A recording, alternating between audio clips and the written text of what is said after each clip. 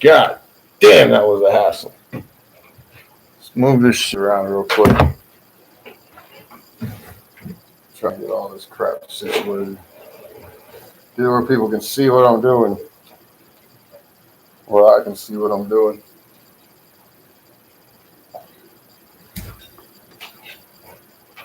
That is such a fucking hassle. Set that fucking stream up 3 different times in the past 20 minutes just for it to be stupid as shit. God damn, that was annoying. Fuck. Alright, whatever.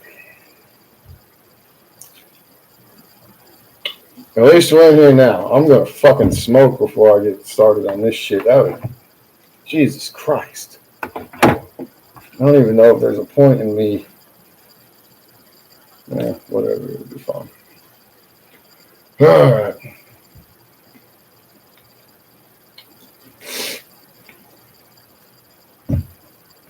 What a freaking time to be alive.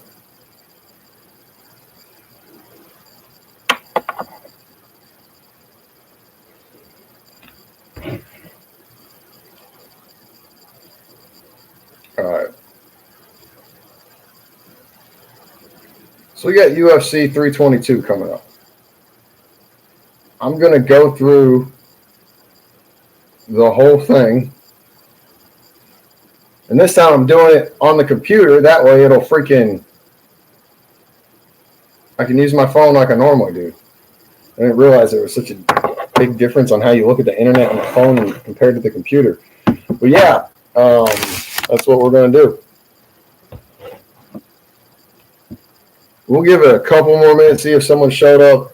This streaming shit is a pain in the ass, man. At like 20 till, I made a thing scheduling a thing for 9 o'clock. And then when I come to do it, it like just, I don't know. I had to keep redoing it. And I redid it 3 times. And every time it takes forever. So on this last one where I finally get to work, there's like no hashtags or anything because I was so fucking tired of it fucking up. And I don't understand what I'm doing wrong. Apparently you can't schedule it on your phone and then come do it on the computer, which is fucking stupid. So it's like, damn. Oh, man, that's annoying. Get my first Mountain Dew of the day. Went all day without any Mountain Dew.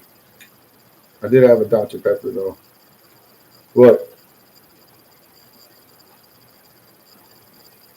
The weight's gotten too high. Started pushing that one. Western, what's up, bro? Man, I was bored. I had to bounce out of Sterling's stream a little early. I don't know if he went over any of the fights and stuff, so I was like, I'm going to try to do that. I'm kind of cooling off right now because dude, for 20 minutes I've been trying to set this stream up and like have it where it says it's scheduled, and every time I went to like turn it on, it just wouldn't let me. I don't know. I'm still learning all this stuff. But what are you up to tonight? How's your day going, man?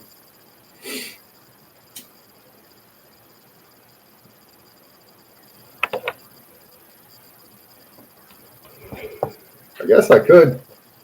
I'm really wanting to figure out how to do this. Like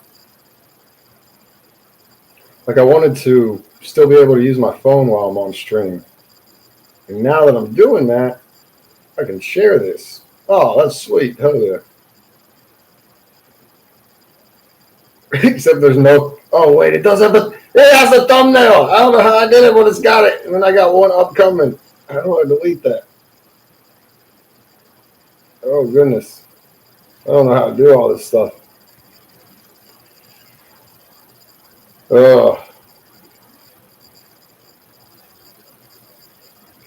Still sounds like a VCR is running next to your mic. Someone was telling me to use some headphones. That's what I need to figure all that out. Hold on a second.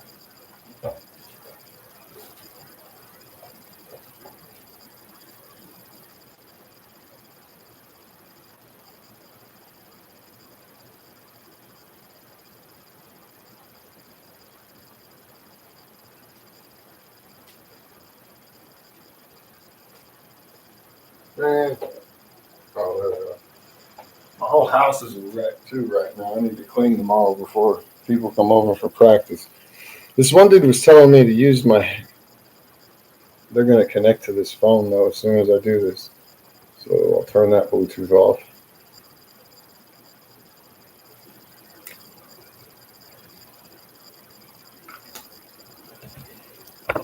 Give me a second, man.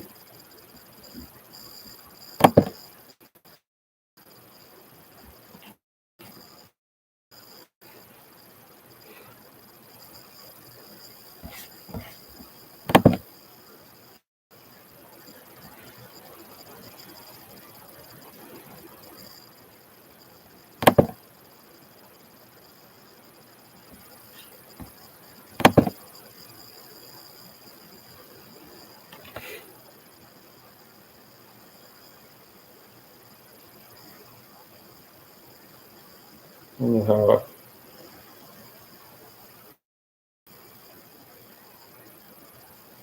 Man, it's been so long. I don't know how I make it where I compare these now. It's Dixie Dewdrop. No.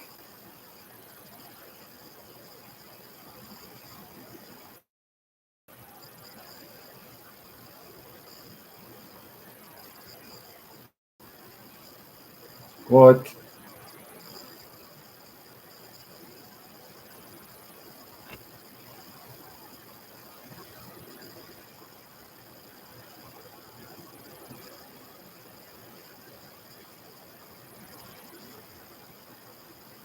Dixie Dewdrop's that speaker out by the cold plunge.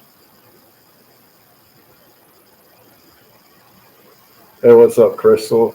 I'm trying to figure out how to fix the audio on this.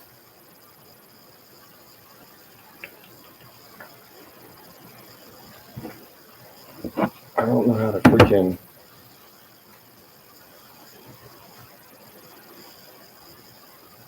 Maybe if I just take them out.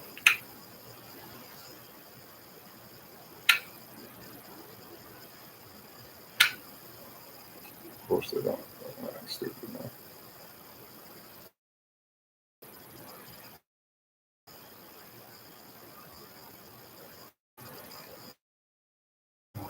Okay. That's great.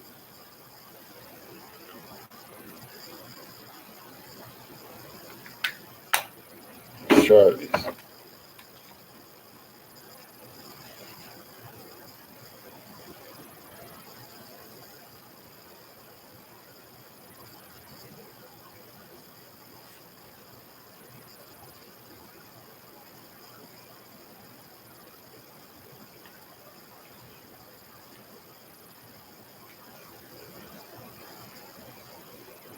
No, I don't know how to do any of this crap.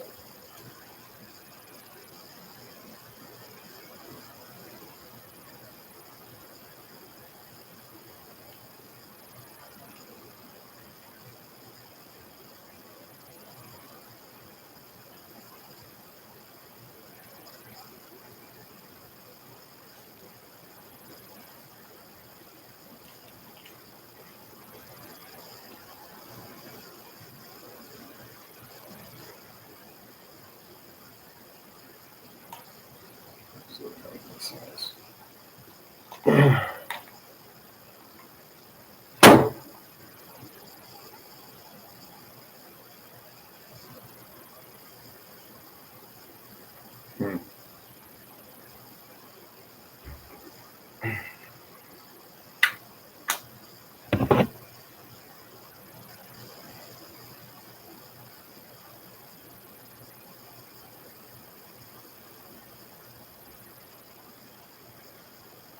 Discoverable.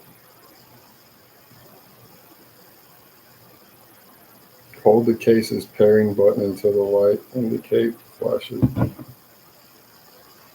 case doesn't have a pairing button.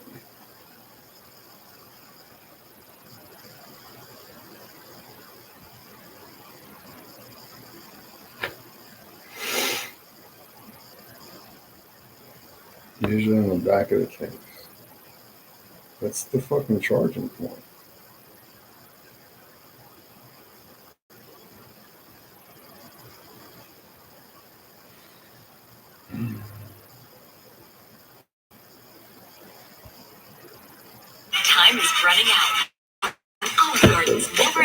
Really?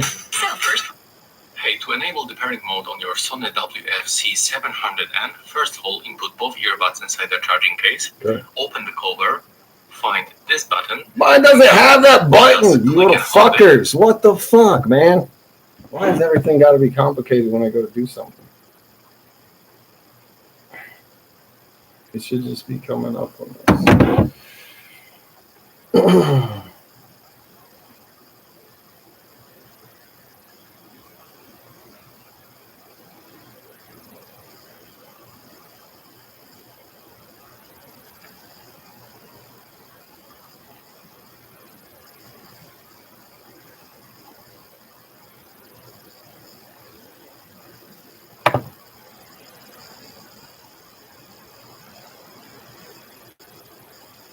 There's so much stuff popping up.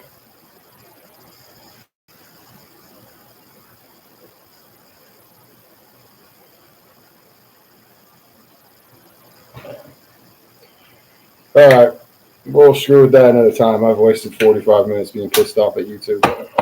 It's time to get started. I have no fucking clue what to do. It's just not picking anything up on Bluetooth except a speaker that's out in my garage that's turned off. I have no idea, and it looks like it's picking up my neighbor's shit. I have no fucking clue.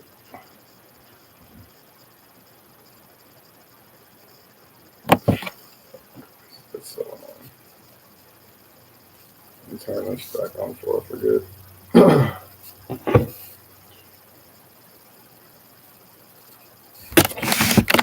right.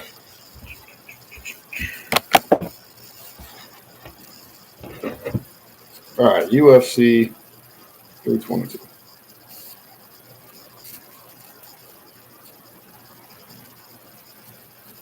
I feel like they've added some fights to it because when I originally counted them for my pick'ems that I do, it was 12.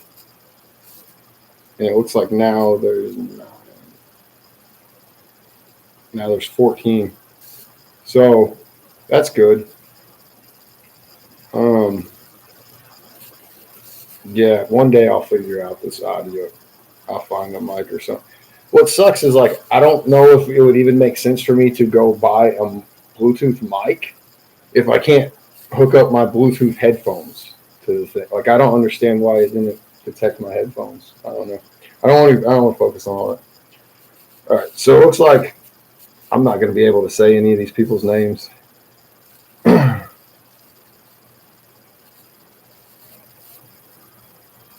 Hijack the speaker that the kids are playing music on it with. Yeah, I've done stuff like that.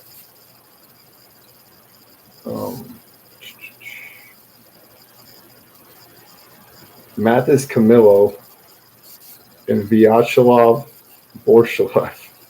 That's some crazy names. I'm just going to go through this like I normally would in my own private time. So Vyacheslav, he's been in the UFC for a couple. Oh, that's the Slavakaz guy. That's the guy that comes out to the like Silent Night music, and he looks kind of like Santa Claus except he's bald. Okay, I know who that is. He's coming off 2 losses, a submission to Terrence McKinney in the first round and a decision to Tom Nolan. Let's see how it did against Tom Nolan. It looks like it was competitive against Tom Nolan. It's an okay sign. Let's look at Mathis.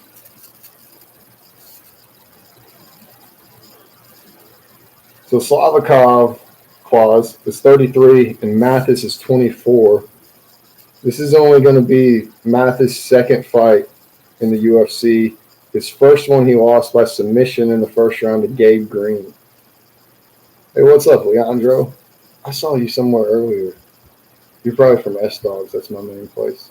What's up, dude? Welcome. I'm sorry if the audio sucks. I'm still learning how to stream. But we're on the first fight. I don't know a lot even about Gabe Green.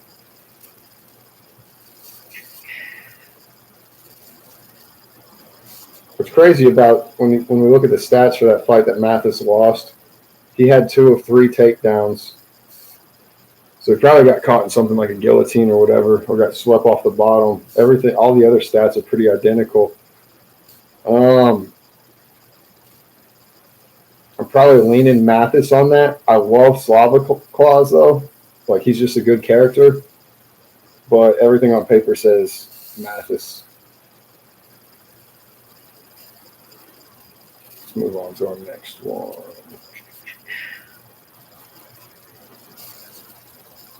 Boy, these names are something. Basangur Susakov, who is 10-0, fighting Eric McConico. I know who Eric is. Eric's 10-3. Basangur is 24 and Eric is 35. Not a lot of discrepancy on their other stats. Bossinger looks like he's only had one UFC fight. Sometimes that's tricky because I'd have to go all the way through like Tapology because they don't put if they were on the Contender Series or something on what I look at. But he has a submission over Eric Nolan. Eric beat Cody Brundage. I remember that. That wasn't that long ago. That was in August. And he lost in Sultan Ruizbov. It's probably going to be Bossinger's fight then. This is probably going to be light work for Bossinger. And I don't know what the odds are. Sir Sosakov, that's Bossinger, is great, very too young, which is a rarity in the UFC. Yeah, he's 24. Yeah, I would definitely go with him on that one.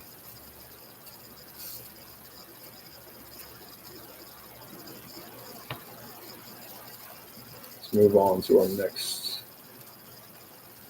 I feel like both of those fights are new. Slava Claus was probably already on it. I don't know which one of these fights are new.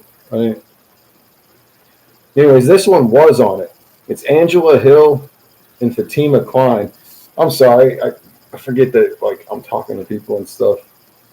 If y'all have any thoughts or anything on those two fights, what do y'all think? The only one out of those that really stands out in popularity to people, to me, is Slava Claus.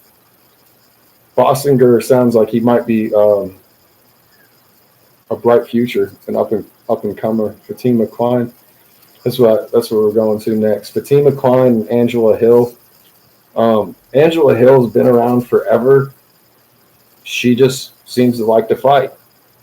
Like she'll win, she'll lose, she'll go back and forth. Fatima Klein's only loss, I think, was to Jasmine, and I'm pretty sure it went to decision. She's one of the few. I shouldn't say one of the few, but she's got 2 KOs in the UFC, and I was there. When she did that to Derek Lewis in Towson, Texas. That date doesn't look right. July 12th. Yeah, I guess that was July 12th. Yeah, my summer went by fast. Yeah, I mean, you got to go with Fatima Klein. Angela Hill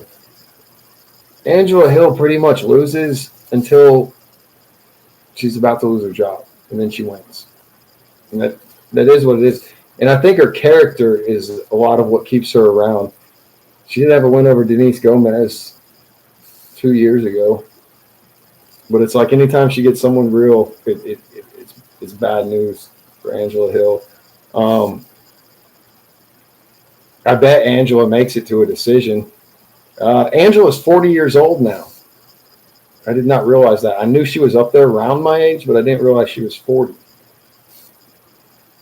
Yeah, that's Fatima Klein all day. I imagine Fatima's a big favorite as well.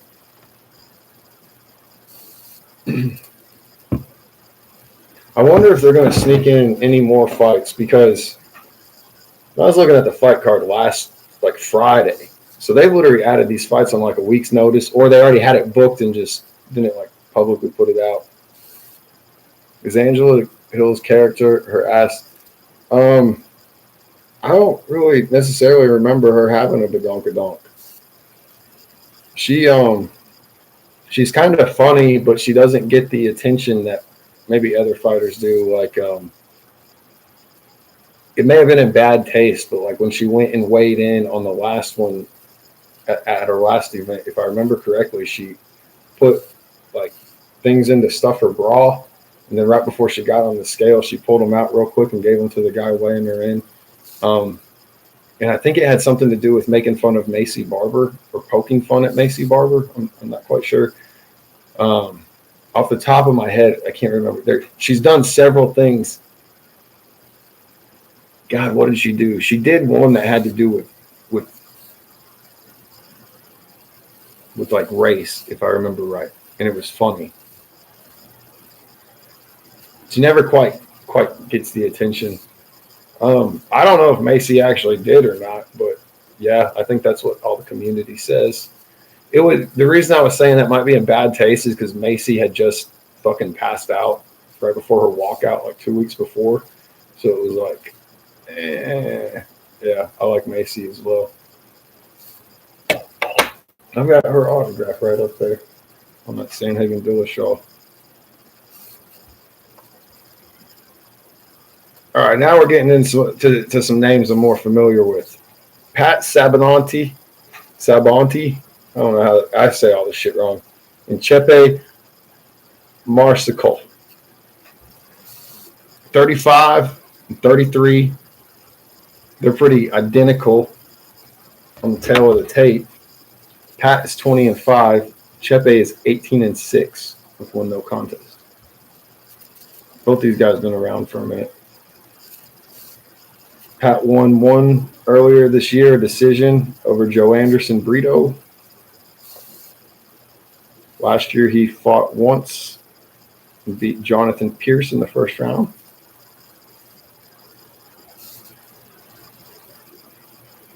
In 2023, in June, he beat Lucas Almeida by submission, but then lost to Diego Lopez by knockout in the first round. So let's go looking. He also lost to Damon Jackson in 22, and that is it. He beat Jamal Emmers, who just fought.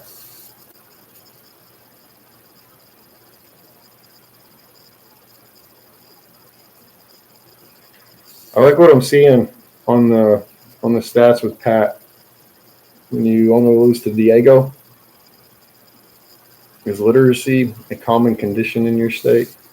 As far as I know, most people can read. I did run into one person, I worked in factories.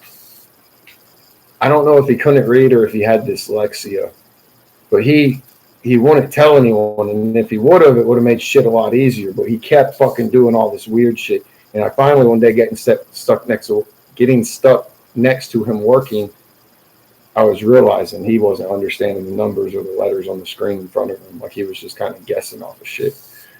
But no, it's probably a lot like any rural town. I'm originally from Ohio, and to be honest with you, most of Arkansas isn't different from like rural Ohio or Iowa. It's all the same. All right, Chepe has been very active this year with 3 wins. Ricardo Lamos, all by decision. Damon Jackson and Morgan, I can't say that right. It's French. Charrier. Let's see what he's doing. In these fights. 200 strikes in that one. 125 in that one. 121 in that one. 8 takedowns. 7 takedowns. 5 takedowns attempted. These are attempted. I'm going to go with Pat. I'm going Pat. I think Pat's going to murk Chepe. What I'm finding interesting about this, they're polar opposites in how they're approaching their fighting careers for being at dang near the same amount of fights and close to the same age. I mean, Chepe's 33, Pat's 35. Pat fights once a year, and he's only booked for twice a year, but it seems like one of them always gets canceled. While Chepe, that thing's running. Whatever, as long as it works. Chepe has fought 3 times in 1 year. I think he's going to get tired. I think Chepe is going to be worn out. All three of his fights have gone to decision, and they're with lesser names than what Pat has fought. That might be, if you're a bettor, that might be one to look at because I don't know what the odds would say. I wouldn't be surprised if people favor Chepe based off his more recent activity. Oh, that's 24. Those are 24. I'm still going Chepe. They put it all on the same page. It was 2 different years. Yeah, I still think Pat Sabonte is going to beat Chepe. Anyone got any thoughts?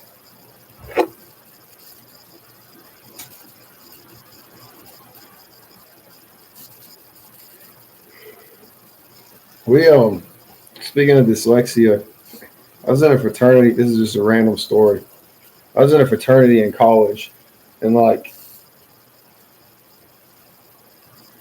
I don't quite know how to word this, but within the fraternity, you get elected to certain positions. Like you got like a president, a vice president, and then like I did the treasurer. Like I handled the money. You got 2 or 3 other spots, and in this one spot, you have 2 rude, mean mods. Good. Fucking tell them how it is.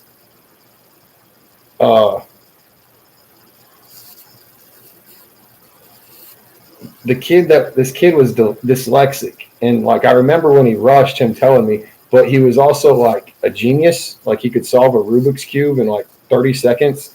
He flies planes now, like he's a fucking pilot and shit. But anyways, he got elected to this spot that when in all of our ceremonies, it's basically like a preacher. Like he reads. That's all the fucking position does is a bunch of fucking reading. And I remember when he got that spot, I was like, what the fuck is going on? Oh, shit. The life I've been dealt, I had to get tougher guy. You know, because they call it. Yeah, I feel you. If you're going to be dumb, you got to be tough. Yeah.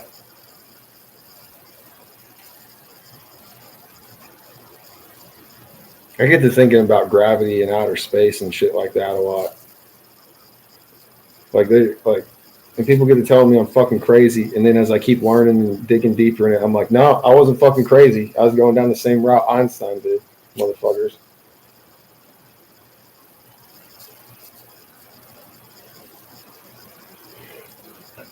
Like I don't like the way this is hitting. There's no force pulling us to the center of the earth. There's not. There's no force pulling us to the center of the earth. We've got this all fucking misconstrued as like the normal society, like people like us that are just talking, because it's more convenient to word stuff like that when we're talking to children as we're growing up in education. It's fucking annoying. I don't know. And dinosaurs don't have goddamn feathers.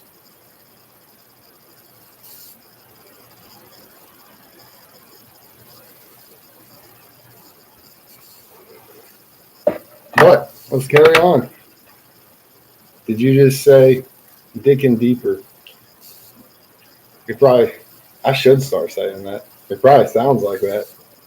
Instead of saying digging deeper, I'm going to start saying digging deeper. You know, sometimes you just got to go down that hole. See what's at the bottom of it.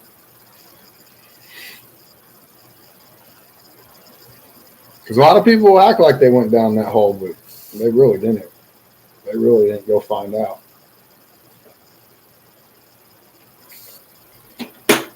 Western, have you seen my big tub of dip? This is what I do.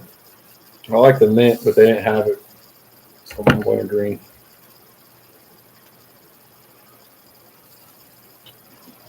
That's how I got involved in putting up a whole ass website. We just launched 2 hours ago. What are you doing on the website? You making a website about gravity? What the heck? All right, let's carry on, guys and girls, and non-binary friends.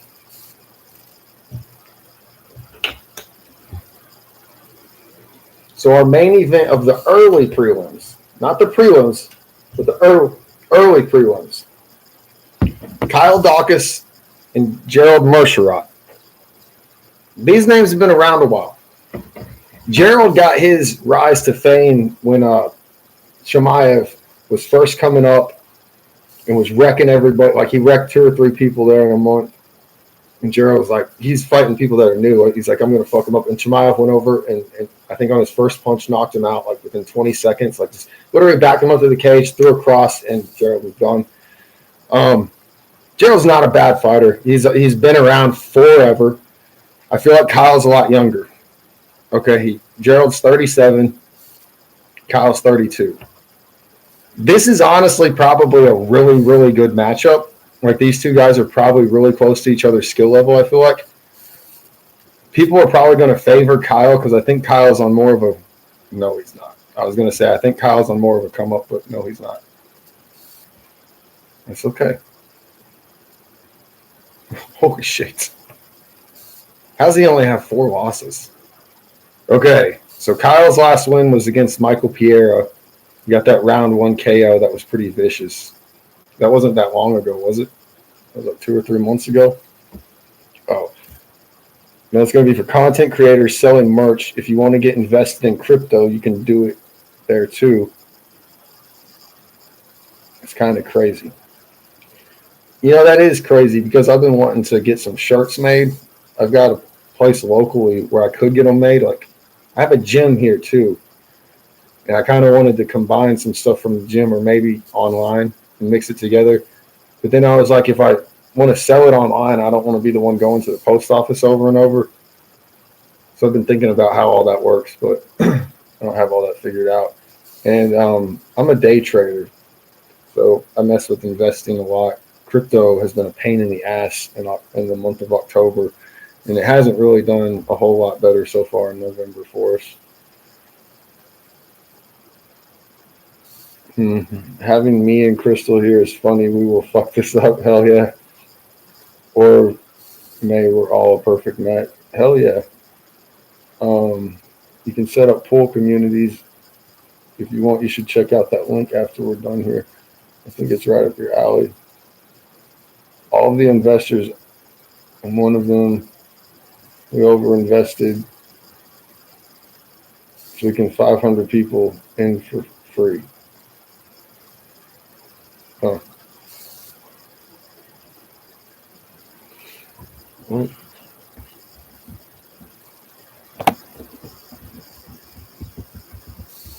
I don't know. Did you put the link in here? Oh, no, that was that YouTube link for pairing the earbuds.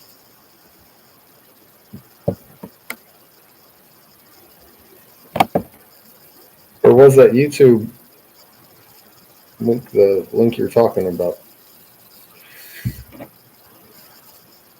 All right, let's go to the next slide before I get too distracted. Our prelims. So opening up our regular prelims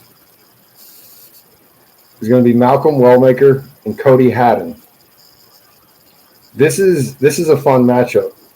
I think Malcolm is the more popular of the two right now, but Cody's a dog. Then again, Malcolm fought in Nashville when I was there. He fought. I'm saying his name wrong, but I want to call him like Cameron Simon. And that dude was a dog too. Cameron Simon, and he KO'd him in the first round. Cody's only fight went to decision.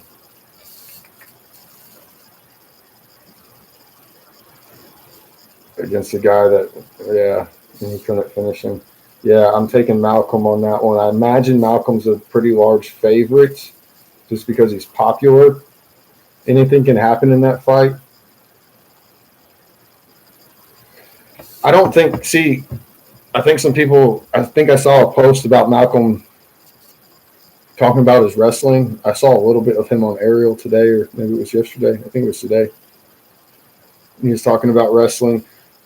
I don't think Cody's going to go out there and try to wrestle him. Now, if Malcolm gets to hitting him with combos and Cody can't answer it, that's when Cody will. But I think Cody's kind of stubborn enough that he's going to try to stand and swing and bang with Malcolm. And Cody has a chance. Cody really does have a chance. But I think Cody's kind of looking – it would feel like to me Cody's kind of looking up to Malcolm. Like Cody wants the attention and the hype that Malcolm has, and if he's doing that and he's telling himself he's going to stand there and bang with Malcolm, the moment Malcolm shoots a takedown, Cody's not going to expect it. It's going to work. There's a lot of things that are going to open up if Cody's trying to fight on a level to prove something. He has a shot, but I'd still take Malcolm. Read your Lifetime Plus. We don't have restrictions on chatting like Patron does. It's all. I don't know what you're talking about. Okay, the YouTube is the link to your boss.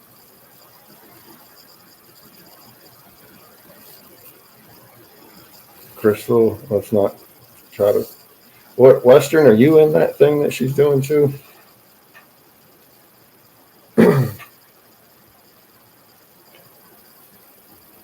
All right, the next one is Aaron. This is a really good matchup too. This is one that I've been thinking about for about a week. Aaron Blanchfield and Tracy Cortez. I'm gonna, without even looking at anything, I'm going with Tracy. Like, I really, really like Tracy. I think Tracy is really, really good. She's not the elite level of the women, but she's like the top one that's not. Don't get me wrong, Aaron's pretty good. I'm being biased on this.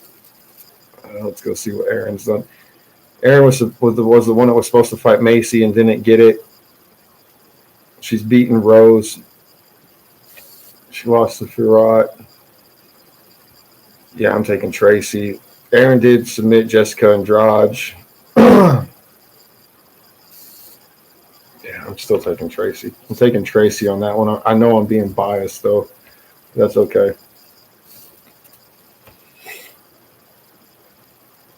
I got you, Weston. Roman Kopilov versus Gregory Rodriguez, better known as RoboCop. They're both 33, and they both look a lot older than they are. I think RoboCop's going to be way too much for Roman, if I'm honest. I think the aggression that Paul Costa showed, it takes Roman time to get going. I think as soon as RoboCop just turns it on, starts throwing punches, like more than just throwing one to make sure he can hit someone, like when he starts letting 6 to 8 piece combos go, I think it's going to overwhelm Roman. Roman's going to get in a lot of bad positions.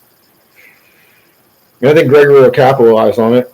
Anything's possible. I mean, Roman could land a KO. He could catch a rear naked choke here or there. I wouldn't say it's just a completely one-sided fight, but I'd definitely 60 to 70% lean on RoboCop on that one.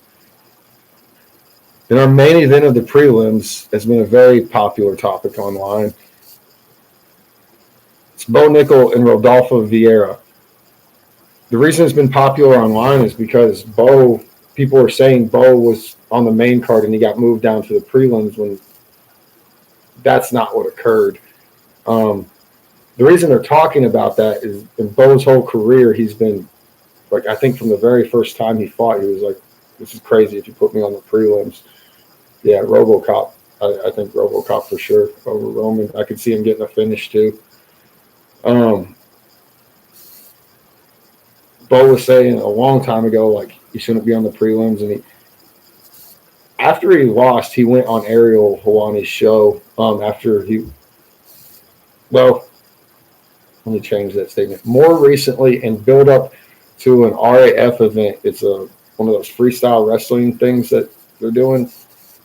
He was on Ariel's show, and it was like last week or the week before. And he was talking about how he was probably a little bit cocky and everything, but he still was cocky. He was like, yeah, but this is like, it was weird to hear him say it. And Ariel asked him, he's like, if you're on the prelims, are you going to be mad? And Bo's like, no, I probably need that humbling. I need to, I'm just happy to fight whoever I can, wherever I can. I'm happy to be in the UFC, and I'm ready to prove myself. It all sounded good. And then Ariel told him, he's like, we just looked it up, and it has you as the third fight listed of the night. So that would be on the prelims. Now, as I was mentioning, as I started all these fights, they've added like 2 fights since I last looked at this, like a couple of days ago. Bo was never scheduled to be on the main card of this one. I don't think it's even a knock at him. He may feel like it is. I don't know. But he's the main event of the prelims. He actually got moved up from the third listed. Originally, it was RoboCop and Roman. But yeah. 29 years old for Bo Nickal, 36 for Rodolfo. Bo Nickal's also got a 3-inch reach advantage. Let's look at what Rodolfo's done. Rodolfo beat Tresean Gore. He only scored 1 of 14 takedown attempts. He lost to Andre Petrowski, and he only scored 1 of 11 takedown attempts. He's been in the UFC for a while. He's got a win over Armo Petrason, submission over Cody Brundage, lost a decision to Chris Curtis, lost a submission years ago to Fluffy Hernandez. All right, that's plenty on him. Let me glance over Bo's real quick.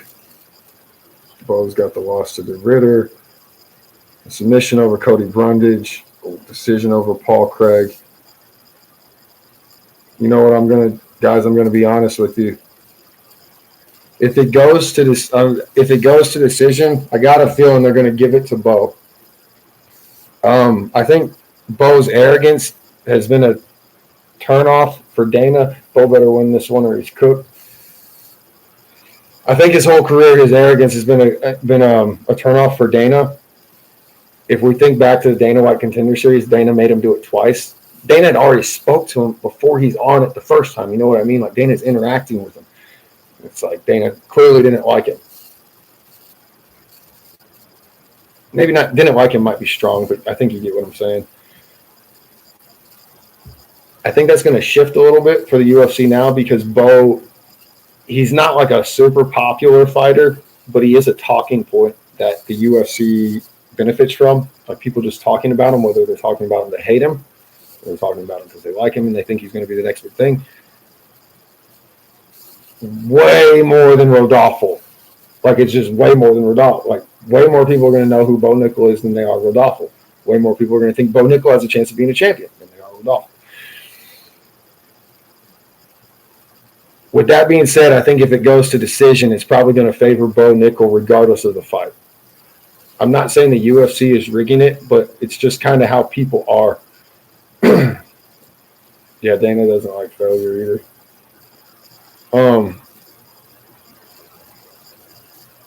I think Rodolfo is going to win that fight.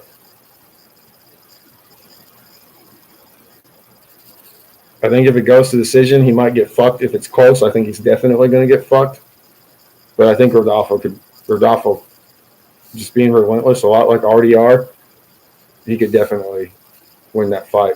I think Bo's one of those people in the gym, he kind of bullies, or he's working with people that are always lesser than him. So he's just putting together shit that's just not. You have to fight people that are better than you and lose in practice to be really, really fucking good. Like, you have to know how to be good when losing and find a way to win. And I just don't get the vibe that Bo gets put through those situations at all. You want to be as arrogant as he is over and over like that. Just, I don't know. He still just gives me that spoiled kid that had everything handed to him. I don't even really know. I guess he went undefeated in wrestling or something. I don't fucking know. I don't even know. I don't get it. I feel like his main popularity where I first heard of him is because he was celebrating in a very flamboyant fashion at a wrestling meet. But I'm truly not being a hater on Bo on this fight. Looking at this, I really do think Rodolfo. I'm going with Rodolfo on that. And that's probably another betting one. I should have highlighted which ones are bets. Like, Rodolfo's probably the underdog. I would put that like 55% to 45% favoring Rodolfo.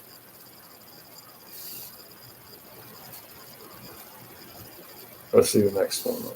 I think okay, so that was the end of the prelims. Give me 1 second. I got a vape somewhere. I think it's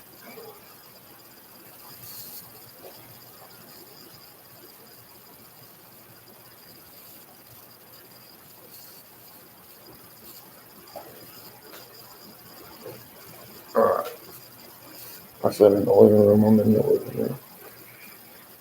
Oh boy, what a time to be alive, man! I think I'm fucking getting staph. I got staph. God, it sucked too because we were going to have an event in our city. I don't know. This was 3, maybe 4 years ago. Like fights in my city, and like I fought and stuff, but they never come to my city. There wasn't ever a venue, and finally we had one come, and it was a really good one, and I was signed up for it and everything. I was so fucking stoked to get to fight in my own city, and I ended up getting staph and wasn't able to get past medicals. Like it got really bad. I didn't realize what it was, and the fucking doctor misdiagnosed it, so it didn't get treated right for like an extra week. And anyways, it's like when the weather changes and shit, and I start doing the sauna and steam room, it's like I got these 2 spots where it starts like fucking coming up, and I have to like scrub and dry it out and put Vaseline on it. But it sucks when it happens. And it's like bullshit because once you get it, like you're kind of stuck getting that shit for life. Like you're way more susceptible to that shit. Ugh, sometimes fighting sucks.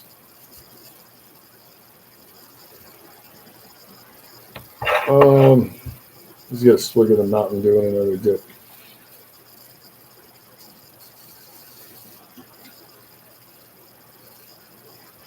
In random news, I've been trying to venture on the YouTube a lot more with the MMA community. And so like I've been going on random lives and watching what people are doing or talking to them. And the other day, like in the middle of the day, like it was while I was eating lunch, I found this dude walking around, but he had, I forget what his name was, but I was searching MMA stuff, and it's this homeless dude, but he's probably a little younger than me, and he's homeless, but anytime he gets any money or whatever, he goes to this gym and trains.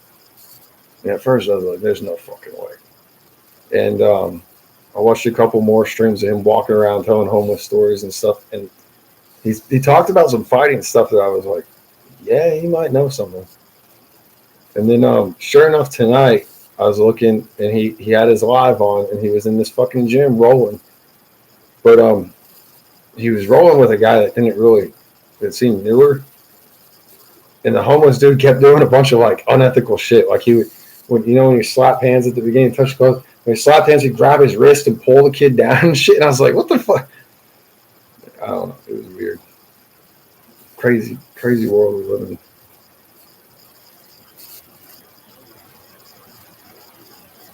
So open up our main card. A lot of people are really pumped about UFC 322. Like I've seen a bunch of people say this is the best card of the year. To me, the Sandhagen one was the Sandhagen Merab, Alex Pereira, Ankalaev.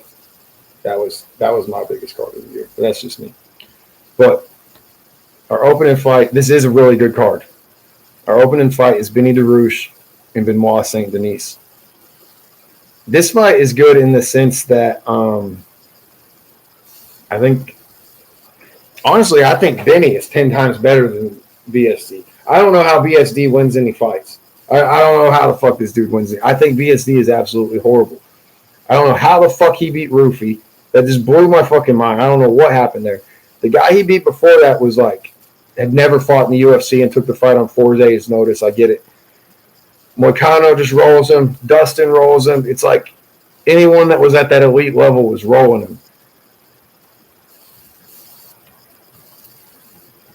Oh, man.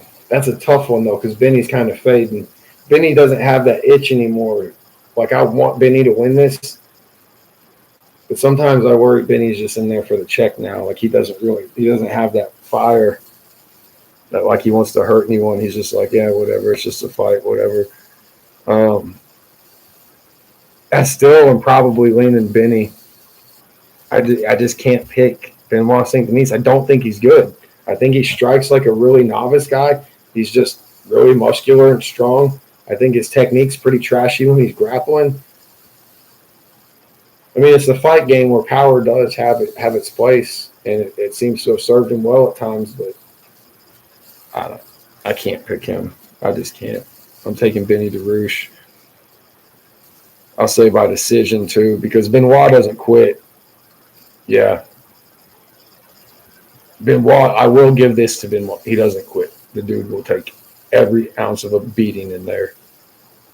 And I feel like that fits his personality. Like I feel like he's not the smartest fighter or anything, and he's just like, yeah, go forward, dog, swing for the air. But yeah, I'll take Benny. Sounds like Western thinks the same. Great minds think alike. We got the next one's a pretty good matchup. I like the names on paper, but I don't think the fight is going to be that exciting. It's going to be Leon Edwards and Carlos Prates. I think Carlos Prates, I think there's a really good chance Carlos Prates gets a finish in the first round. If not, I think Carlos Prates wins 30-27. If Leon was having trouble getting going in his 5-round fights, and Leon's always kind of had trouble getting going, and he's kind of just been someone that stands there and tries to do the counter game or react. I think that plays into anything Carlos wants. I think Carlos is also going to work some clinches in this that people aren't going to be expecting.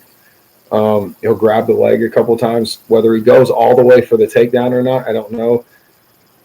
But I think we're going to see a more expanded sense of full MMA offense from Carlos Prates. I don't think it's just going to be the one-dimensional striking. If he gets the finish in the first, it could just seem like striking. But I feel like he's going to find the clinch pretty early on, and he's going to utilize that too. I see him grabbing the leg a lot too. It's possible Leon surprises me. It's possible. What a roller coaster Leon's career, and how would we word this? Like the way that the fans view him has changed over the years. I think most people, yeah, he hasn't been in a 3-round fight in forever, and I felt like he didn't do good in the 5-round fights. So, like, if we think back when he fought Usman, he was losing that fight. Like, I mean, he wasn't necessarily beat up, but he was definitely losing that fight pretty decisively before the head kick KO. Somehow he comes back and outperforms Usman in the rematch. Like, I still, that one we got to give him credit for. Then against Bahal, he does nothing until like the last minute. Like he just wouldn't ever get going. And then, didn't he have a fight after? Has he fought after Bahal? It's right here on my phone. I can look. Yeah, he lost to Sean Brady. Lost to Sean Brady in round 4. And that was a really dominant performance by Sean Brady. Like, wasn't Sean Brady just slinging Leon around? Yeah, I'm taking Carlos. People keep hating on the nerds. Carlos lost to Ian. And I think people forgot he's already bounced back and he got that buzzer beater KO on Jeff Neal. I think Leon Edwards is a lot better than Jeff Neal. When Leon Edwards will be active. Like, he just hasn't shown that activity at all. But what I was saying about the career thing is, like, yeah, his takedown defense was good against Usman. Leon had that moment with Jorge Masvidal where he gets punched 3 times, the 3-piece in the soda moment. So, like, the whole community's making fun of him. If we really go back in time, Leon kind of got fucked by the UFC. I believe he was on like an undefeated run in the UFC or something crazy, like an 11 fights without losing. It was something really good. He should have been the number 1 contender, and he was talking about waiting. And this was right before COVID popped off. Hazmat was unranked. Leon was ranked number 1. Hazmat called him out. Leon was like, why the fuck would I fight you? You're not even ranked. They literally, the UFC literally the next week dropped Leon from the rankings completely and then put Hazmat in the rankings. Like, they flipped the whole script on him. So then Leon was like, all right, I'll fight Hazmat. And if I remember right, the only reason that fight didn't happen was because of COVID. So there was a little bit of time I was like, Leon's kind of getting fucked. But the whole community was like laughing at him. Then he goes and fights Usman, gets the headshot. Everyone loves the little headshot thing. They loved how when Usman walked across, he had the gun in there. So he was like a fan favorite there for a minute. And he goes out there against Bahal. I thought he was going to murder Bahal. I thought for sure. Like that, I was as confident in that fight as I was when RDR went in there with Brendan Allen. Fuck, dude. That is crazy. He hasn't been the same since. I mean, really, that the second Usman fight is the highlight of all of it. That really is. If you go back to the fight against Bahal, that was 3 rounds. Like I remember watching that live here.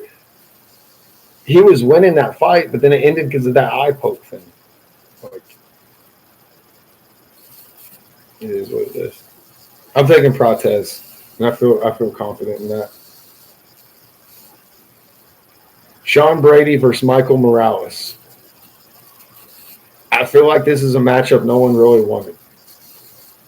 I mean, Sean Brady's 18-1 and on the career trajectory. Michael Morales is 18-0. Morales is coming off a KO finish of Gilbert Burns in the first. That was all the way back in May. He only fought once last year, KO'd Neil Magny.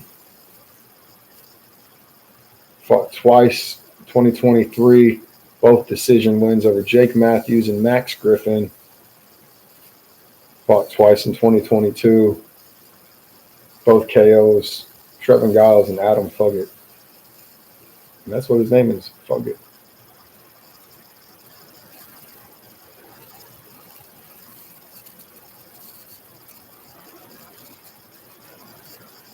I'm looking at Sean Brady. Sean Brady, I feel like, has faced way more who's who. Yeah, I'm taking Sean Brady in this one. I'm leaning on the strength of schedule. So I just rattled off who Morales has fought or beat. He doesn't have any losses. So Brady is coming off a submission over Leon Edwards. Last year he had a decision win over Gilbert Burns. The year before that he had a submission over Kelvin Gastelum. And that was, so in 2023, Kelvin was on the decline. 2022, he lost to Bahal Muhammad. 21, he got a decision over Michael Chiesa, a submission over Jake Matthews.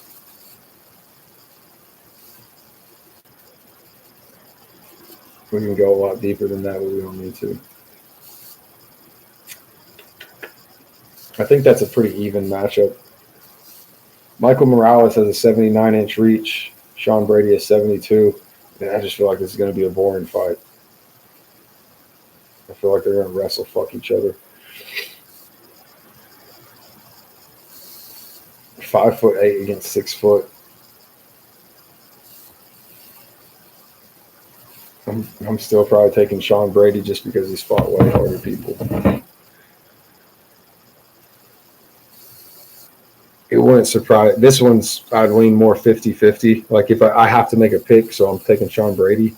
But after looking at all that, Morales definitely has a chance in that. Wei Lee and Valentina. This is another coin flip. Oh boy, oh boy, oh boy.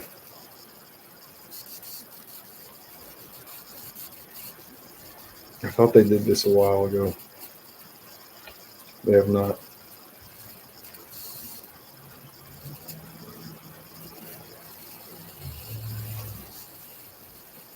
Other than that one loss to Grasso,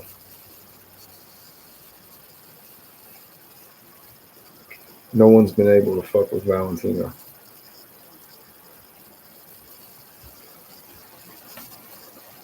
Since Amanda Nunes in 2017.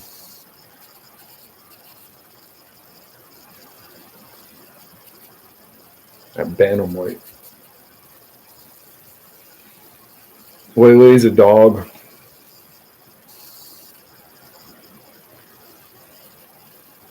I'm giving it to Valentina, though. Oh, man, that's tough. That's tough. That's a tough one. That's a tough one. I'm leaning Valentina, but boy, I don't. Oh, I feel like Valentina might be able to find a knockout. There's a lot of stuff Weili could do to win a decision. Valentina could win a decision. That's a tough one. That really is a tough one. I'm going to take Valentina. It's kind of like the last fight. I have to pick someone.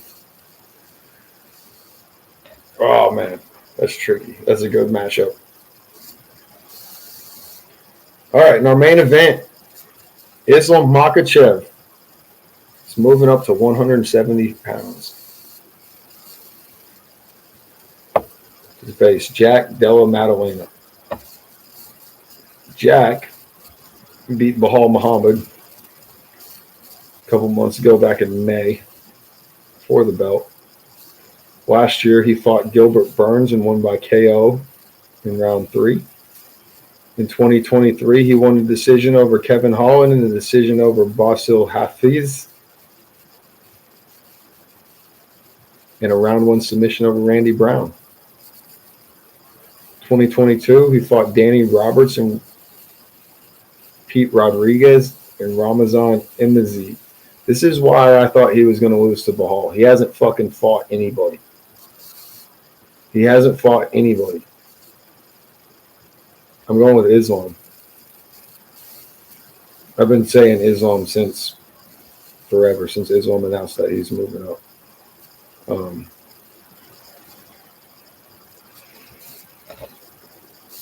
I think the obvious reason everyone that picks Islam was, or looks at it, would be like why someone would pick Islam would be the grappling, and I think that is a big part of it.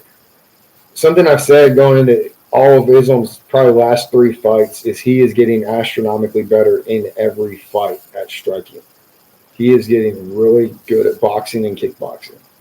He doesn't do a lot of Muay Thai. He doesn't necessarily mess with the clinch, but just punches and kicks, not even straight down the middle. He can do them to the side. He's getting it figured out. He's getting a lot stronger. I think most fighters are on board with this idea now. But for a long time, fighters thought that as you get further in your career, or if you're struggling in your weight division, go down a division and you will do better because it's like you'll be bigger than them. And that's never the case. The only time it makes sense to go down in weight classes is early in your career when you're still finding like your fighting weight. As your career goes on, you should always fight up. If you just think about the abilities of fighters at heavyweight and the abilities of fighters at like bantamweight. The bantamweight fighters are way more talented at fighting than heavyweight. Heavyweight is reliant on their weight. They're slow. Some of them can't even throw head kicks for a long time. None of them could. Half of them are literally fat and they're out of shape. It's harder for a bigger body to do all of the moves and stuff. So like, I hope that makes sense. I don't know how to make that make sense. If you look at the stat numbers and everything and like how many kicks and punches and takedowns are attempted and you compare like bantamweight to heavyweight, it's not even close how much more activity and talent exists in bantamweight. So Islam is doing the smart thing by moving up and not down. I also think he was really fighting that weight cut down. I don't think anyone really gets to see the depth that some of these fighters go to in the weight cuts and how stupid it is. It's not necessarily their fault. I mean, they're choosing to do it, but like the sport's really got to do something to address that. But if he was able to perform at the ability he did in the last 2 fights, and in his last 2 fights, I felt like his weight cuts were really challenging. He's going to freaking blow the roof off of this when he's got 15 extra pounds. Like this is going to be a walk in the fucking park for him. I think he can probably box with Jack at this point. I don't know. We'll have to see it. I'm not confident enough to say he's totally going to outstrike Jack, but it would not surprise me one bit if he totally just pieces Jack up, like in the first round, maybe round 2. and gets a finish with strikes. That would not surprise me one bit. I do think if he's not winning with the striking, he resorts to the takedown. Khabib has finally bought into some of his fighters can be great strikers and they don't have to shoot a bunch of takedowns. And I think Umar's been a big part of that. Like when Umar was going with Corey, it's like you're out striking him. You don't have to shoot the takedown anymore. Just stand there and throw punches with him. You're doing better than him. And I think that was the first time I've ever seen Khabib embrace a philosophy that wasn't leaning on wrestling. So a lot of times fighters will get the other fighter against the cage, like fighter B gets hit, so they back up against the cage, and fighter A is coming forward and punching them. Then all of a sudden they're too close and they don't know what to do, so fighter A shoots that takedown. I don't think Islam's going to do that. I think Islam is going to recognize he's piecing them up, and his corner is going to be like, you're piecing them up, just keep piecing them up. And he's going to find the right distance to keep throwing punches.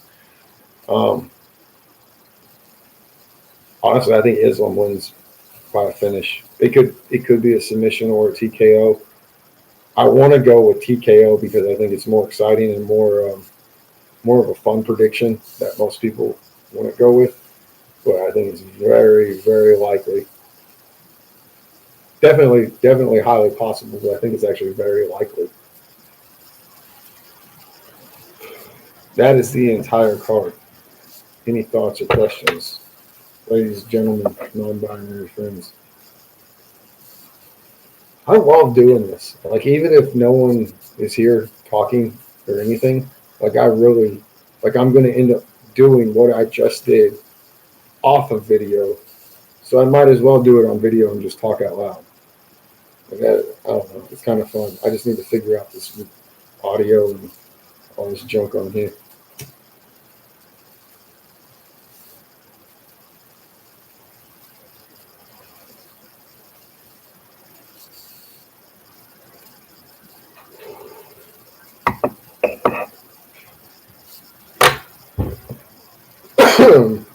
No, recap this one last time. Go over them real quick. Starting from the first fight to the end. Slavakos versus Mathis Camilo. I'm going with Mathis. Bossinger versus Eric McConaughey. I'm going Bossinger. Fatima Klein versus Angela Hill. Taking Fatima Klein. Pat Sabante. Sabantini. Pat Sabatini. I knew I was saying that wrong. Versus Chepe. I'm taking Pat. Kyle Dawkins and Gerald Mercherat. I'm taking Gerald. I'm still here. I was just dealing with some random chick who started texting yesterday. Hell yeah. Oh, you're good, Western. It's all good, bro. On to the pros is Cody Haddon and Malcolm Wellmaker. I'm taking Malcolm. Tracy Cortez, Aaron Blanchfield. I'm going with Tracy. I am being honest. That's a 100% biased pick. If you're betting on that fight, don't take my advice on that one. I'm being biased. Roman Kopolov and RoboCop. I'm going RoboCop. I feel very strongly about that one. Rodolfo and Bo Nickel. I'm going with Rodolfo.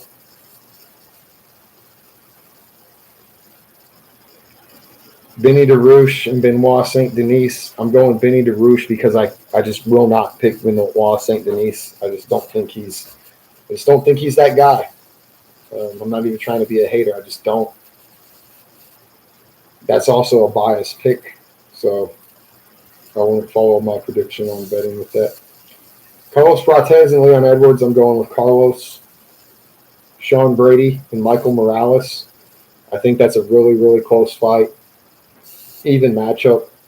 It's not a matchup I wanted to see because we're eliminating one of them. But I'm going with Sean Brady specifically because he's fought harder people. That's literally it. Valentina and Weili, I think, is a coin flip. I'm leaning with Valentina. There's not many people on this planet that have shown that they can hang with her. Weili might be able to hang with her. There's even less people on the planet that have shown they can beat her. I don't know if Weili is the one that can. And then Jack Della Maddalena versus Islam Makhachev. I'm going Islam by finish. Islam gets his hand raised before the 5th round even starts. Whether it's choke or TKO, I don't know. But he will get a finish. It might be both. He might get him in a triangle and be elbowing his skull all at the same time. We'll see what happens. But yeah, that's what it is. I'm probably going to wrap it up. We've been running for an hour. Appreciate your support, Western. Sorry the audio isn't great. I'll keep grinding and figure it out. You're taking JDM? Cheers to you, man. I don't know. Crystal, what up? What up? Western, have you seen what JDM's face looks like? Like, he's gotten punched a lot. He's gotten punched in the face a lot. And he doesn't even fight that often. I don't know. Crystal, I appreciate your support as always. Yeah, I'm gonna figure something out with that audio. I do actually have a mic. I just have to dig it out and stuff. I really thought the Bluetooth thing was gonna work. I don't know. Crystal, I'll try to check out that link you sent earlier with the investing stuff. But I think that's where I'm gonna end it for now. I don't know, dude. I just don't. It's hard for me to be super confident because when I'm super confident, like RDR, I would have bet my house on that. And then Brendan Allen goes out there and RDR just doesn't show up. But man, I just don't see a single way JDM. I don't even think JDM's gonna win a round.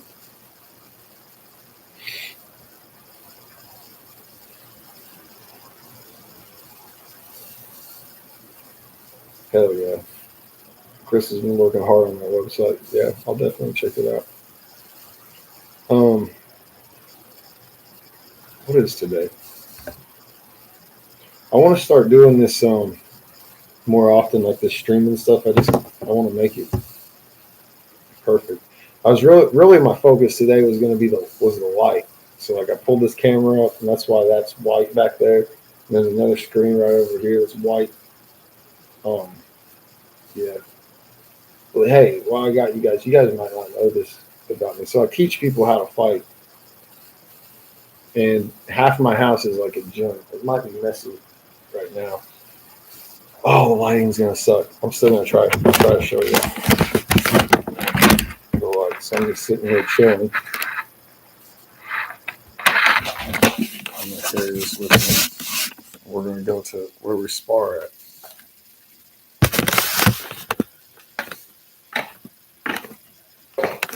So like, man, it's really dark. This is, so like people come over here, and these are mats on the ground, and we spar. This is where I teach people how to fight. And the thing I'm most proud of about my gym is all this stuff right here. It's like all these medals, every single thing that I earned here through, whether it was got some jiu-jitsu, fighting, but more running than anything, and then swimming and biking, and then I did like this camping outside. Every single thing I did was for charity. Like every single medal and every single thing was a charity event. Like I didn't ever make anything. I was giving stuff. And I'm super, super proud of that. And I'm just happy to share that with y'all. But yeah, that's my home. And then I got all these posters that y'all don't ever get to see. But yeah, that's me. And I appreciate y'all joining in. I guess I'm gonna call it a night. I might get back on tomorrow. I want to figure out how to like people stream and they put themselves in the corner and then they have like their video game they're playing on the whole screen. I'm gonna figure out how to do all that when I'm playing Xbox. Like, that'd be cool. But yeah, Peace Western. Thank you as always. Oh, hey, I got your message on Instagram.